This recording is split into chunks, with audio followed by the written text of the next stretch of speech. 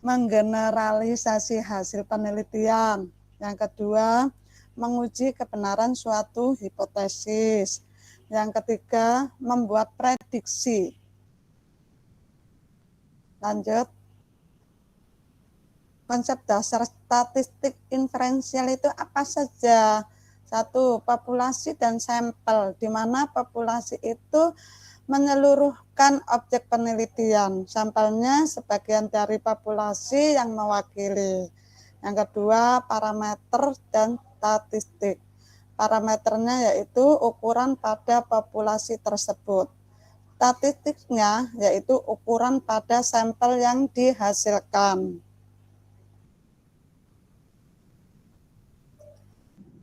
Hipotesis adalah dugaan sementara yang diuji menggunakan data, terdiri dari HO hipotesis 0 atau H1 hipotesis alternatif. Yang keempat, taraf signifikansi, biasanya menggunakan rumusan yaitu A sama dengan 0,05 sebagai batas keputusan dalam pengujian hipotesis.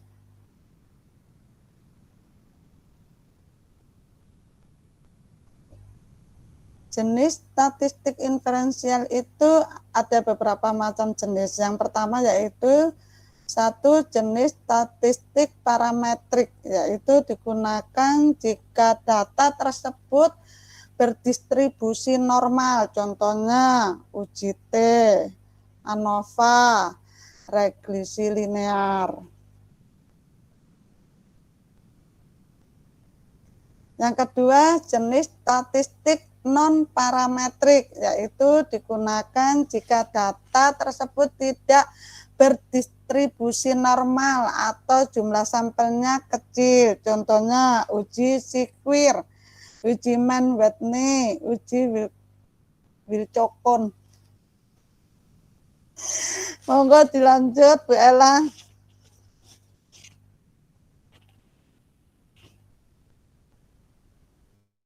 Baik, terima kasih Bu Yuyun. Yang kedua ada statistik non-parametrik. Digunakan jika data tidak berdistribusi normal atau jumlah sampel kecil. Contoh, uji Chi-square. Yang kedua, uji Mann-Whitney. Yang ketiga, uji Wilcoxon. Statistik inferensial secara umum terbagi menjadi dua jenis, berdasarkan asumsi distribusi data.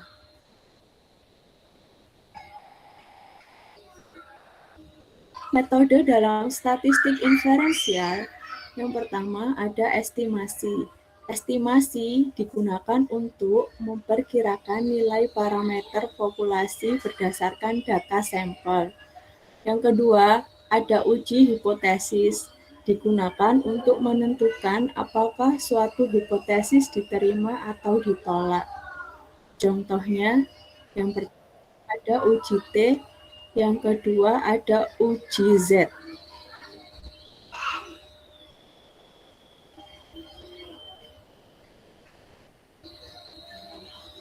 Metode dalam statistik inferensial ada korelasi, yaitu mengukur hubungan antara dua variabel. Berikutnya ada regresi, digunakan untuk memprediksi nilai variabel berdasarkan variabel lain.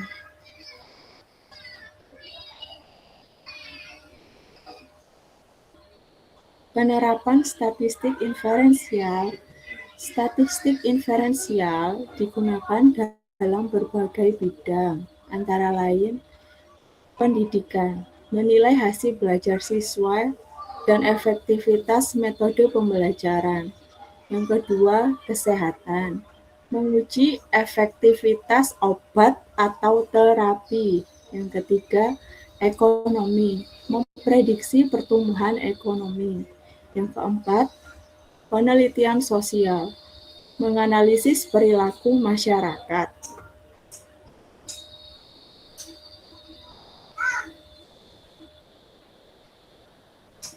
Bisa dilanjutkan sama Bu Fitri? Bu Fitri ada? Nggih, ada Bu Ella. Baik, terima kasih Bu. Saya lanjutkan ya. Penelitian menunjukkan bahwa pemahaman statistik inferensial sangat penting bagi mahasiswa dalam menyelesaikan tugas akhir dan penelitian ilmiah. Next. Perkembangan statistik inferensial tahun 2025 sampai 2026 yaitu perkembangan terbaru statistik inferensial yang meliputi 1. Pendekatan open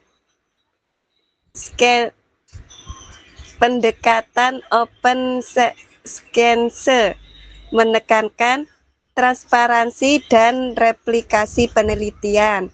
2. Metode Bayesian menggunakan probabilitas untuk memperbarui keyakinan berdasarkan data baru.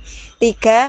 Penggunaan machine learning digunakan untuk meningkatkan akurasi inferensi. 4. Inferensi berbasis data besar atau big data yang memungkinkan analisis yang lebih kompleks. Next.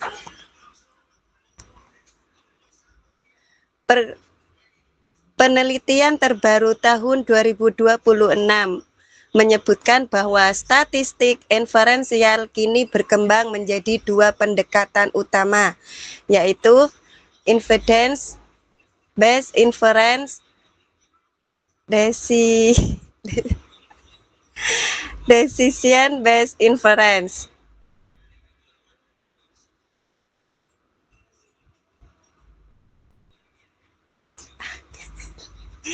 Kesimpulannya, statistik inferensial merupakan cabang statistika yang digunakan untuk menarik kesimpulan dari sampel ke populasi dengan menggunakan metode seperti estimasi dan uji hipotesis.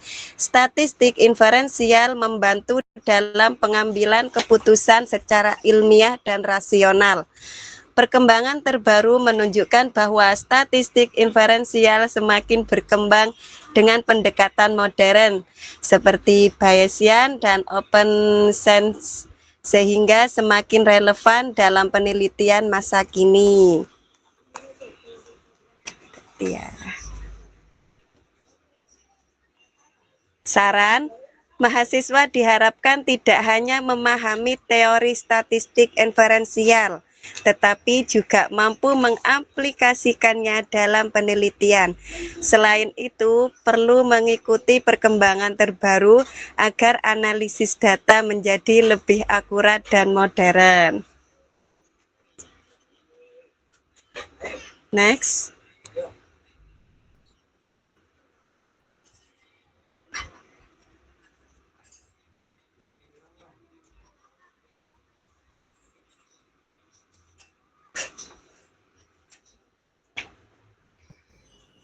Assalamualaikum warahmatullahi wabarakatuh.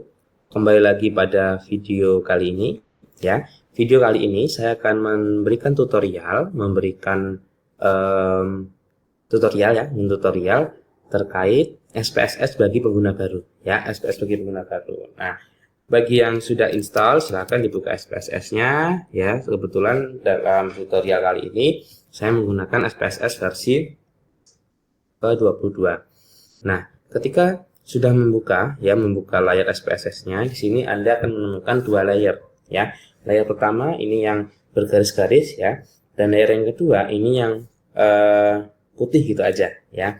Artinya apa? Layer yang pertama yang namanya untitled ini ya, itu digunakan untuk input data dan mengolah data. Nah, untuk hasil olahannya itu akan keluar di output di sini ya. Paham di sini ya. Jadi kedua-duanya ini penting ya, penting. Nah, ketika kita membuka SPSS yang menjadi titik utama itu ada sebetulnya di bagian ini ya, di bagian ini. Karena di bagian ini kita akan menginput data, memasukkan data dan mengolah data. Nah, di layar ini ya, di layar yang untitled ini, yang bergaris-garis ini memiliki 2 halaman juga, ya, memiliki 2 halaman. Halaman yang pertama itu ada data view, dan yang kedua ada variable view. Apa bedanya? Kalau data view, ya, kalau data view ini gunanya untuk menginput data, ya. Ingat, menginput data atau memasukkan datanya. Yang kedua, untuk variable view ini kita membuat variabel baru, ya, membuat variabel baru. Nah, ketika kita membuka SPSS, terutama yang untitled ini, ya, yang garis-garis ini, yang menjadi titik utama itu sebetulnya harusnya ini, ya, yang variable view dulu. Karena kenapa? Di sini kita ingin membuat variabel, Jadi sebelum kita menginput data, kita harus membuat variabel dahulu. Jadi variabel itu seolah-olah seperti rumahnya, ya. Jadi rumahnya harus ada dulu. Nah, bagaimana cara membuat variabel? Katakanlah kita memiliki variabel tinggi badan, berat badan, ya, dan sebagainya lah, ya. Namun sebelum itu saya menjelaskan terkait ini, ya, name. Name di sini, ya, name di sini itu sama aja inisial, ya, inisial dari variabel gitu, ya. Dalam name ini tidak boleh ada spasi, ya. Ingat, inisial dan tanpa spasi. Contoh tinggi badan, cukup TB gitu aja, ya. Yang kedua, katakanlah tinggi badan pada anak, berarti TB underscore, ya. Ingat, tanpa spasi, TB underscore anak, seperti itu. Oke, paham ya? Nah, di sini, ya, di sini di type ini, ya, kalau datanya itu berupa angka, ya, tulis saja numerik, ya. Oke, sudah. Sini udah numerik. Nah, setelah itu, ya, di sini ada width, ada desimal, ada label. Nah, label ini ya, label ini itu untuk memberikan keterangan. Contoh TB tadi apa? Berarti tinggi badan. Jadi boleh di dispasin. Ini kita lebarin aja. Ini juga tinggi badan pada anak, seperti itu, ya. Oke. Setelah itu, nah ini ada kolom di sini, ya. Kolom di sini, di kolom measure ini, di sini ada pilihan, ya. Ada scale, ada ordinal, ada nominal. Kalau datanya berupa angka, numerik, di awal numerik tadi, berarti datanya scale, ya. Nah, nanti terkait apa data numerik, apa data kategorik, ya, nanti akan ada di video selanjutnya. Maka jangan lupa untuk mensubscribe channel ini, gitu, ya. Baik, bisa ya dalam membuat variabel. Satu lagi yang paling penting, ya, adalah nama. Nama ini jangan sampai ketinggalan, nama respondennya. Jadi ditulis aja sih nama, ya. Mohon maaf. Oke, nama. Namun type-nya di sini diganti string, ya. Kenapa string? Karena string ini datanya ini bukan data numerik, bukan data kategorik, namun hanya tulisan saja. Kalau tulisan saja berarti dibuat string, ya, begitu. Nah, kalau sudah kita buat variabelnya, ya, ini selanjutnya silahkan dibuat variabel-variabel selanjutnya yang lain, ya. Nah, jika kita sudah membuat rumahnya atau variabelnya, maka kita masuk ke data view. Nah, di data view, ingat ya, kalau di variable view, angka yang ke bawah ini menunjukkan jumlah variabel, ya. Namun di data view, angka yang ke bawah ini menunjukkan responden atau jumlah responden atau banyaknya responden, ya. Gitu, ya. Contoh misalnya, nama misalkan Budi, misalnya, ya. Setelah itu di sini ada Andi, di sini ada Tuti, ada Adi misalnya, dan seterusnya ke bawah. Jadi ke bawah itu nama, ya, atau jumlah responden. Jadi beda ya antara angka yang di sini. Kalau angka di sini ke bawah itu menunjukkan variabel. Kalau angka di sini ke bawah menunjukkan jumlah responden. Nah, variabel tadi berubah ini, ya. Jadi ini rumahnya. ya. Ini rumah untuk data tinggi badan per anak, ini juga tinggi badan anak di sini, ya, seperti itu, ya. Oh ya, mohon maaf ini kita ganti aja biar berbeda ya. Ini kita ganti BB gitu saja atau berat badan. Baik, sudah di-enter saja, ya. Baik, kembali lagi pada data view, ya. Kalau sudah dimasukkan, kita buat variabel. Langkah selanjutnya adalah kita menginput datanya. Katakanlah si Budi ini berat badannya katakanlah 43, ya, 43,2 gitu, ya. Wah, ini ya, sebentar. Ada yang bisa titik, ada yang bisa koma. Di laptop saya ini koma. 43,2. Langsung, ya. Setelah itu, berat badannya si Andi 45,1 misalnya. Gitu ya. Di sini misalnya berat badannya 55, maaf, 32 saja ya. Sini 30. Karena anak ya.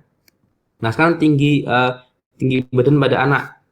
Katakanlah 123 ya, 154, 143, 154, misal seperti itu. Nah, sekarang pertanyaannya di sini, kenapa kok ada 000 ya? Ini kenapa ada 0? Itu karena di bagian desimal ya, kita buat 0 saja agar tidak ada angka di belakang koma. Kecuali bagi yang memiliki koma. Ini ya, seperti berat badan ini ada 43,2. Berarti desimalnya 1 ya. Tinggi badan karena nggak ada koma di belakangnya itu 0. Itu aja ya. Baik, itu ya, itu terkait interface ya, interface SPSS ya, bagaimana sedikit terkait bagaimana cara memasukkan data dan sebagainya. Nah, hal yang penting lainnya itu ada di bagian atas ini ya, di bagian atas. Di bagian atas ini merupakan alat untuk melakukan pengolahan datanya ya, melakukan pengolahan data mulai dari transform, analyze dan sebagainya ya. Di analyze ini ada descriptive dan sebagainya. Nah, ini merupakan alat untuk mengolah datanya seperti itu ya. Baik, mungkin begitu saja ya, untuk video kali ini, pengenalan interface terkait SPSS ya. Mungkin sekian. Selanjutnya akan banyak video lain ya, terkait SPSS, setata, desain penelitian ya, desain sampel dan sebagainya ya.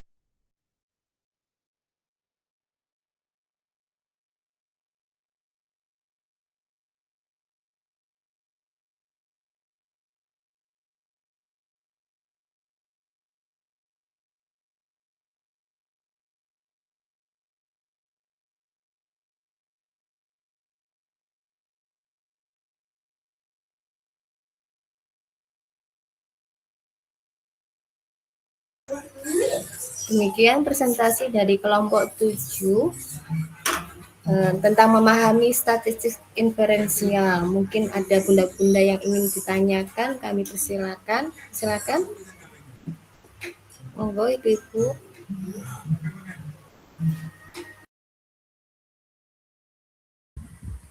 Bu Yohana. Iya, Bu. Ini saya ada sedikit tambahan, mungkin dalam PPT tadi belum dijelaskan ya tentang apa itu UJT, apa itu ANOVA, dan apa itu rekreasi linear. Nah, yang dimaksud dengan UJT itu Ibu adalah metode untuk membandingkan rata-rata atau min dari satu atau dua kelompok. Contohnya, misalkan nilai laki-laki vs nilai perempuan.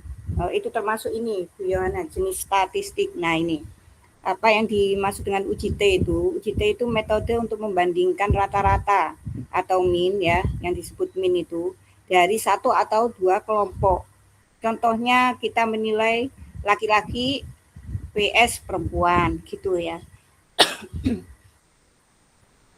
Nah, untuk yang ANOVA itu adalah metode untuk membandingkan lebih dari dua kelompok. Contohnya nilai dari 3 kelas, seperti itu. membandingkan lebih dari 2 kelompok. Lebih dari 2 kelompok. Contohnya kita menilai dari 3 kelas. Kelas A, kelas B, kelas C. Kalau tentang regresi linear, yaitu metode untuk melihat hubungan dan pengaruh antara variabel. Melihat hubungan dan pengaruh antara variabel. Contohnya apa? Contohnya kita membuat prediksi, misalkan pengaruh waktu belajar terhadap nilai siswa. Contohnya membuat prediksi kita ya. Misalkan kita akan menilai apa sih pengaruh waktu belajar terhadap nilai siswa itu pengaruhnya apa. Itu nanti kita membuat prediksinya. Nah, itu yang dimaksud dengan regresi linear. Nah, cukup itu Bu Yohana penjelasannya mungkin yang saya pelajari.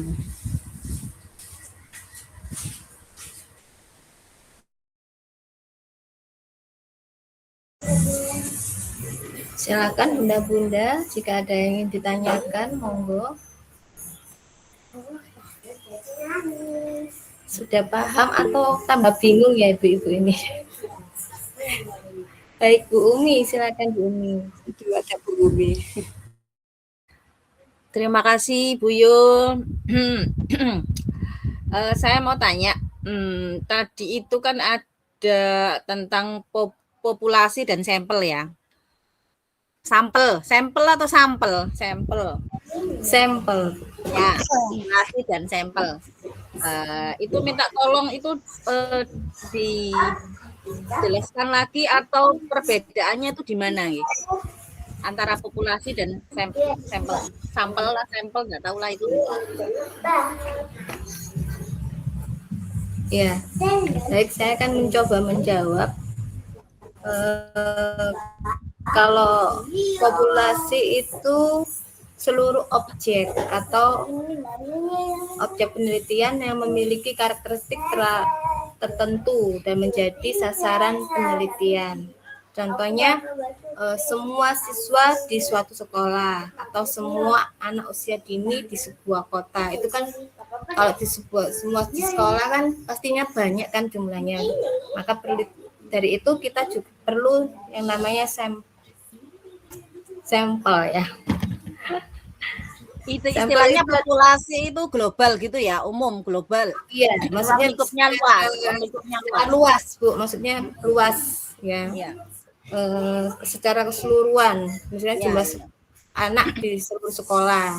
Kalau sampel itu adalah sebagian dari populasi yang dipilih untuk diteliti dan dianggap dapat mewakili populasi tersebut. Misalnya kita ambil sampel 30 siswa dari suatu sekolah sebagai perwakilan seluruh siswa gitu. Jadi perbedaan singkatnya, kalau populasi itu keseluruhan objek penelitian, kalau sampel itu sebagian dari populasi yang diteliti. Begitu Ibu Umi, sudah jelaskan? Oke, terima kasih Bu Ella. Bu Yul. Sama-sama. Silakan bunda-bunda yang lain.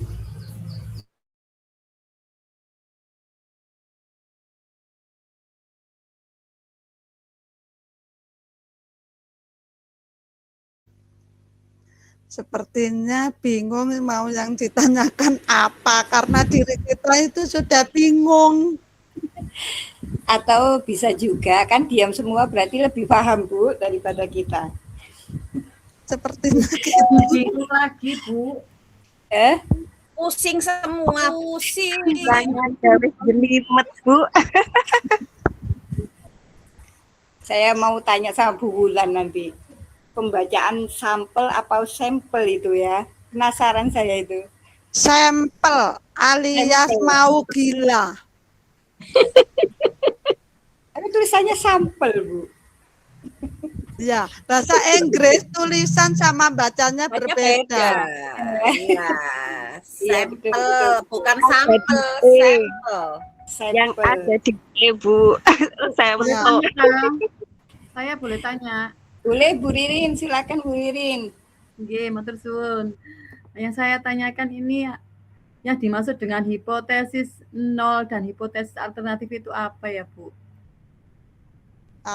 Ini kalau yang tanyakan Bu Ririn ini tidak bisa harus dengan apa ya? Harus diterangkan dengan tangan, hitungan, tulisan. Kalau hanya kata-kata aja, saya rasa tidak bisa masuk secara maksimal dan tidak bisa dimengerti secara masuk dalam logika, Bu Ririn. Harus praktek ya, Bu ya? Iya, harus praktek karena itu hitungan. Jadi harus melihat coretan baru kita paham. Tapi kalau dari kelompok kita ya Bu, saya mencoba menjawab ya hanya sinopsis aja, gambaran aja sih. Gambarannya kalau perbedaannya hipotesis nol sama hipotesis alternatif itu apa? Ya perbedaannya itu ya kita bisa menarik kesimpulan aja dari hasil uji statistik dalam statistik inferensial yang dilakukan, yaitu ada langkah-langkah, ada kita bisa menentukan taraf signifikasinya pakai rumus biasanya itu. Jadi kesimpulan singkatnya kalau menurut saya ya membandingkan Bu, membandingkan dengan taraf signifikansi. Lalu kalau sudah membandingkan, kita bisa menentukan apakah hipotesis nol itu ditolak atau diterima. Dan akhirnya kalau jika dituliskan dalam bentuk kalimat yang jelas itu sesuai dengan hasil penelitian itu akan terlihat gitu loh. Tapi kalau hasilnya itu tidak signifikansi berarti kan pakai rumus gitu loh Bu. Kalau menurut saya juga agak sedikit bingung juga. Maaf. Nanti biar Bu Wulan aja yang mengasih penguatan lebih detailnya ya Bu Ririn. Kalau pemahaman saya seperti itu. Memang ya kurang ngerti juga kalau nggak praktek ya kita ya. Iya. Ya pun tadi ada tutorial itu kayaknya saya masih bingung. Ini gimana tadi? Sama. Apa ngekliknya gimana? Ini yang diklik di mana tadi saya bingung juga. Kalau tutorial tadi itu hanya dasarnya aja, belum cara menghitungnya kalau menurut saya. Makanya tapi juga masih bingung Bu karena kita belum praktek sendiri ya. Jadi saya tadi masih bingung juga memang. Oke. Kalau zaman saya kuliah dulu malah diterangkan di papan tulis ya lewat coretan itu pun tidak mungkin mahasiswa masih dalam satu penjelasan bisa langsung dong. Itu masih berulang-ulang gitu loh. Apalagi tentang kita melihat tutorial video. Paling ya iso esmosi mbokah karepmu. Enggak tahu apa itu tadi. Iya. Wong lihat. Aduh, mas bingung. Gitu ya Bu Ririn ya. Jawaban dari kelompok kami seperti itu nggih, ngapunten sanget nggih. Makasih Bu Yuyun. Nggih, sami-sami.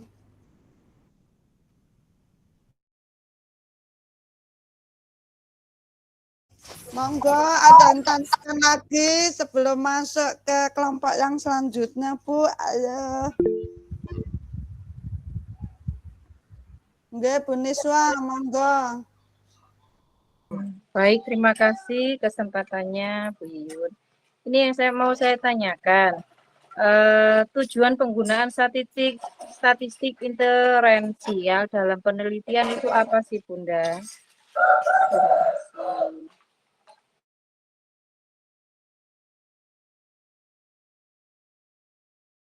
Bu Ella, jawab ta? Saya. Monggo. Monggo Bu Ella. Bu Ella. Baik. Saya tuh cari mic kok nggak ada, tiba saya ngomong sedih. Saya cari. Apunten ya Bun. Baik, pada dasarnya secara umum tujuan utama penggunaan statistik inferensial dalam penelitian itu untuk menarik kesimpulan Bunda atau membuat generalisasi dari data sampel terhadap populasi secara keseluruhan. Dengan kata lain, peneliti tidak perlu meneliti seluruh populasi, tetapi cukup menggunakan sebagian data atau sampel. Statistik inferensial bertujuan agar hasil penelitian dari sampel dapat digunakan untuk mewakili dan menjelaskan keadaan populasi secara akurat dan dapat dipercaya.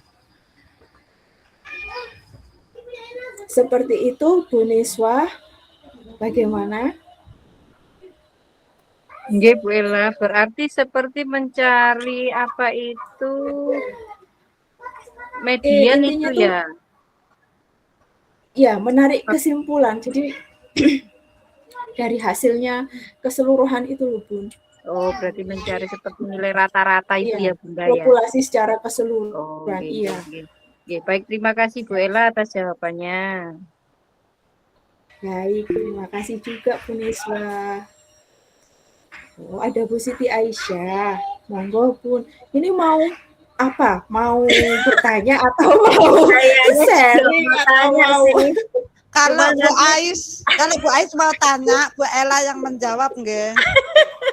Iya, dari tadi itu Bu Yuyun bilangnya juga menarik kesimpulan gitu ya.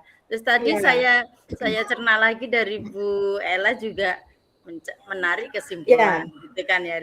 Saya tanyakan bagaimana cara menarik kesimpulan dari hasil uji statistik itu. Caranya adalah kembali ke praktek. Iya benar. Saya itu sebenarnya sudah install, Bunda. Sudah install kemarin, kebetulan minta tolong saudara saya untuk install SPSS. Tapi Berhasil, katanya itu berhasil, alhamdulillah. Tapi saya juga enggak tahu, Bun. Tampilannya tadi sama seperti yang di YouTube itu, seperti kayak garis-garis Excel. Tapi saya juga enggak tahu itu nanti diisi apa, saya juga tidak tahu. Belum memahami. Maksudnya itu kayaknya satu kelas ini puyeng semua ya. Berarti gini ya Bu Ais, saya jadikan satu jawabannya. Intinya dari kelompok 7 ini kan temanya adalah harus praktek ya Bu Yuyun. Iya. Dari judul yang dikasihkan ke kelompok 7 kami ini adalah praktek. Kebetulan kelompok kami belum bisa mengakses dan melakukan di SPSS. Nggak mudeng. Belum praktek. Membaca, membaca teori. Dari Nah, tadi kalau bertanya yang belibet, jadinya kita satu kelompok juga jawabnya ya ala kadarnya, nggak bisa dijelaskan dengan kata-kata, harus dijelaskan dengan praktek intinya. Kita bertanya sesuai itu. Ya itu kesimpulannya. Tadi kan yang ditanyakan kesimpulan. Itulah kesimpulannya. Saya juga bingung ini, bagaimana ini jawabannya ini. Bu Bulan belum muncul ini. Sampun itu sudah ada Bu Bulan. Oh sudah ya? Itu Bu Bulan sudah masuk, iya. Bu Bulannya sudah masuk dari tadi. ada tamu. Lagi kelihatannya sedang berlari ke tamu. Ya. Ini berarti lanjut kelompok berikutnya atau bagaimana, Bunda? Ya, lanjut PR nanti biar Bu Bulan baik. Biar kita selesai. Lanjut kelompok berikutnya aja, Bu. Sip. Kelompok 7 saya tutup dulu atau berikut? Terima kasih kelompok 7, terima kasih. Sama-sama. Sama-sama Bu Ais. Demikian presentasi dari kelompok 7. Mohon maaf ya Bunda-Bunda jika dari kelompok 7 masih belum bisa menjelaskan secara lengkap, ya, secara maksimal. Atas perhatiannya dan pengertiannya, kelompok 7 mengucapkan mohon maaf dan terima kasih. Wassalamualaikum warahmatullahi wabarakatuh.